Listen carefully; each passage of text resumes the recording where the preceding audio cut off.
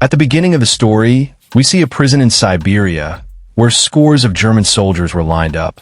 Indeed, after the end of World War II, Russia captured many German soldiers and forced them to work day and night in the coal mines. Although the security at this prison was extremely low, no one attempted to escape because it was surrounded by snow and was 14,000 kilometers from any human settlement.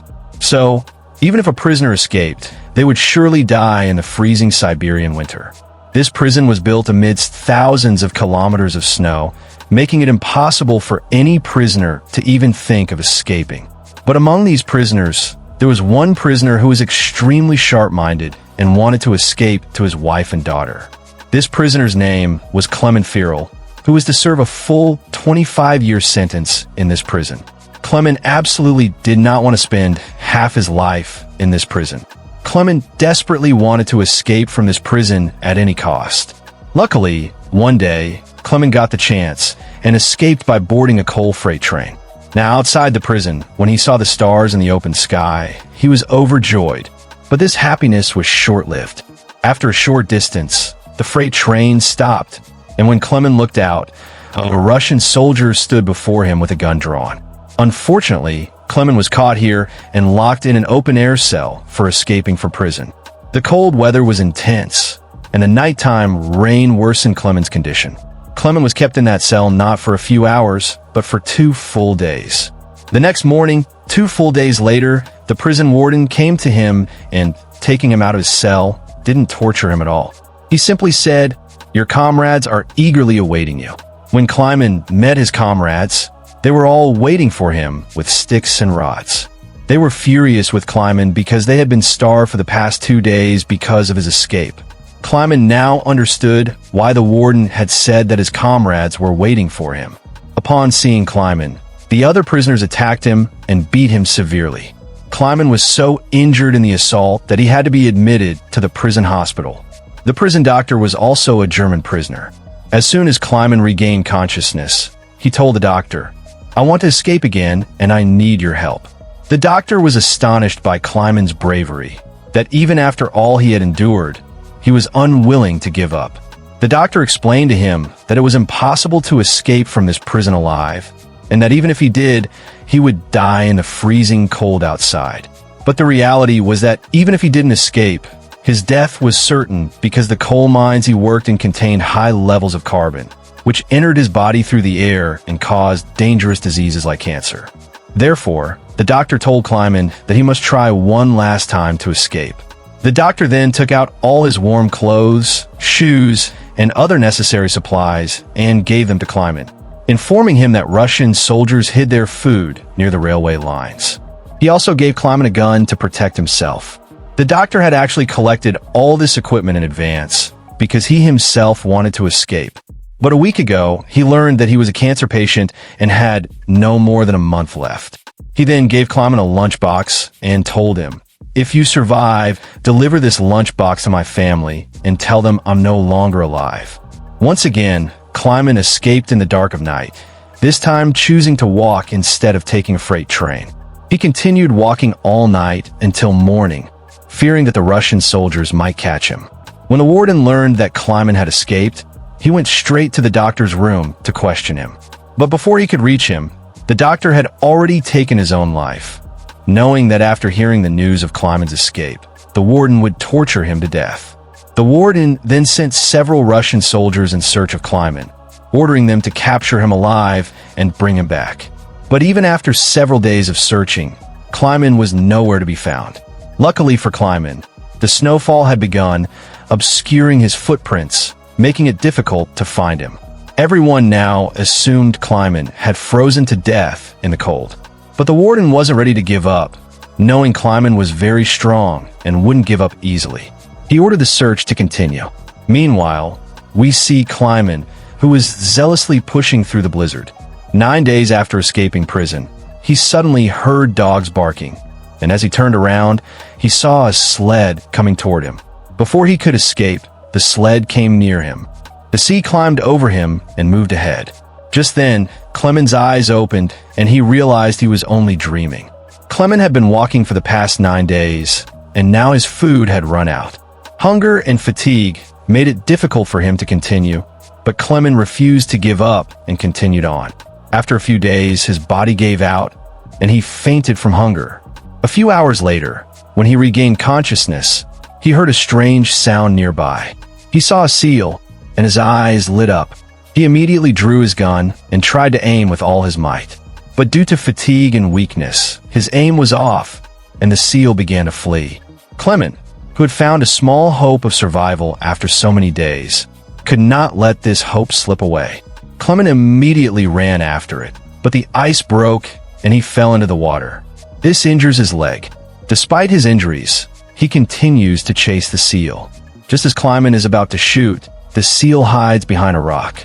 Clemens moves forward and spots the seal again. Before it can enter the water, Clemens fires his last shot, and luckily, it hits it. This overjoyed Clemens, who no longer has to worry about food during the journey. After several days, Clemens has a full meal, rests a little, and continues his journey.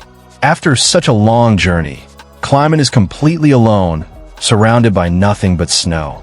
This environment could have weakened his mental state. Therefore, he talks to himself and motivates himself with positive thoughts. He also constantly monitors his path through the campus, so he doesn't get lost in the snowy valley. Days pass like this, and then, after 2 months of continuous walking, Clemens spotted a small tree in the snowy plain. Seeing this tree, Clemens was so overjoyed as if he'd found a treasure. He ran and embraced it. This tree was a sign that, after 2 months of continuous walking, Clemens had crossed the snowy plain and that the forest was about to begin. After walking a little further, exactly what he had imagined happened. The forest was about to begin. The snowy terrain was ending. He was very happy in the forest. He gathered wood, lit a fire, and slept peacefully for the first time in many months. But whether the next day was a peaceful one for him is unknown. On the other side, we see the warden, still searching for Clemens, ordering his search party to search for him within a 500-kilometer radius. While Clemens was walking through a forest, a blizzard suddenly struck. The storm was so strong that even large trees were uprooted and fell. As Clemens tried to move forward, a large tree fell directly on him. Luckily for Clemens, 2 men passed by that evening, searching for gold. They spotted Clemens and saved his life in time. The 3 of them then continued on together, and after several days of travel, they emerged from the snowy plains. On the way, they found a river, and to cross it, they built a wooden boat. While crossing, they chatted and recounted childhood stories. But the current suddenly increased, and the boat began to swerve. One of the men lost his balance and fell into the water. He couldn't swim and began drowning. Seeing this, Clemens jumped into the water and somehow brought the man to shore, saving his life. Meanwhile, their other companion left them to drown and continued on alone. His other companion was extremely greedy. He thought they were both dead, and out of greed, he kept his friend's gold for himself. A short while later, when Clemens and the other man reached the tent, the man became furious and shot him, killing him. Clemens and the other man then picked up their belongings and continued their journey. They walked for several months, hoping to find some human settlement. But winter arrived again, and the forests everywhere were covered in a blanket of snow. The man's belongings were very heavy, making it difficult for him to walk in the snow. Seeing this, Clemens tried to lighten his burden, asking him to give him his belongings for a while. But then the man suspected that Clemens might also want to steal his gold. So he attacked Clemens and pushed him down, knocking him unconscious. A little while later, when Clemens regained consciousness, he saw a pack of wolves approaching him. To save his life, he tried to climb a tree, but as he did, a wolf grabbed his leg. However, the tree was weak, and it broke in the middle, sending Clemens plummeting. Clemens now thought his death was certain. Suddenly, a gunshot rang out. Clemens opened his eyes and saw that some of the wolves were dead, and the surviving ones had fled. In reality, local hunters had come and saved his life. They took him to their village, where the villagers treated him. After years of hard work, Clemens had finally reached a human settlement. He was overjoyed to see people. He stayed in the village for several days, and The villagers treated him well. One day, a letter arrived in the village from none other than the warden himself. It stated that a German soldier had escaped from their prison, and anyone harboring him would be branded a traitor. Reluctantly, Clemens had to leave the village, as the warden would punish the villagers if he didn't leave. Before leaving, the villagers gave him food and a hunting dog. Clemens had a companion on this long journey, and he no longer felt lonely. They walked for several days. On the way, they spotted a woodworking factory, and the dog ran toward it, seeking food. Clemens then went inside to rescue his dog. The workers recognized him and took him to his owner. Clemens recounted his entire story to the owner, and everyone felt sorry for him. They fed him and put him on a train to Germany. Clemens was happy that he would soon be home, but he didn't know that the mill owner had informed the warden. The warden was waiting for him at the station with his soldiers. But before reaching the station, Clemens saw Russian soldiers from a distance and jumped off the train at the first opportunity. Unfortunately, the Russian soldiers spotted him and started chasing him. Clemens quickly crossed the tracks. But suddenly, the warden appeared out of nowhere. Seeing this, Clemens' heart sank, as he felt that all his years of hard work had been wasted. Before the warden could arrest him, Clemens' dog attacked and bit the warden, giving Clemens another chance to escape. He ran for cover, but then he heard a gunshot, and when he looked back, he saw his dog dead. Seeing this, Clemens was deeply saddened, but he didn't stop, continuing with all his might. He then climbed a bridge and jumped onto a passing train, escaping. In this way, he escaped the warden once again. Days passed like this, and Clemens slowly continued his journey.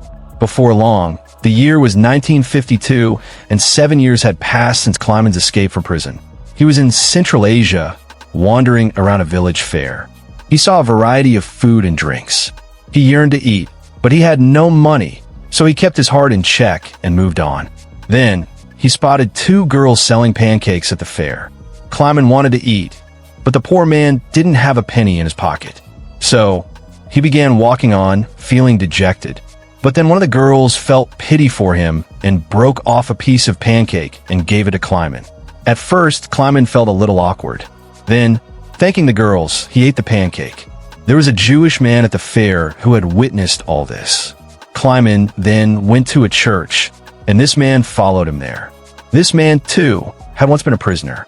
So, he didn't hand Clemens over to the police and try to help him. He then took Clemens to his home, where Clemens shaved after many years and returned to his old self. The man then gave Clemens a new passport so he could cross the Russian border and reach Germany. Clemens was very pleased with the man. Before leaving, Clemens thanked him and set off for the Russian-German border. A few weeks later, Clemens reached the Russian border and showed his passport to the Russian police officer present there. Clemens was afraid the guard might recognize him or discover his fake passport. But luckily, that didn't happen, and the guard allowed Clemens to cross the border. Seeing this, Clemens was so overjoyed that he couldn't help but laugh.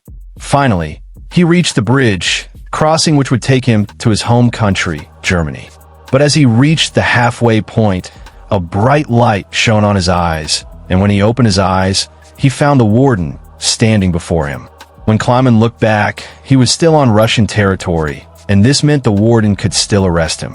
Clemens' heart broke, as all his years of hard work were about to go to waste. But then something happened that even Clemens himself hadn't expected. The warden cleared his path and allowed him to proceed.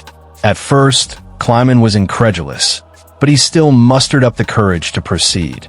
In fact, the warden was deeply inspired by Clemens' determination and bravery. So he didn't arrest him and let him go back to his country.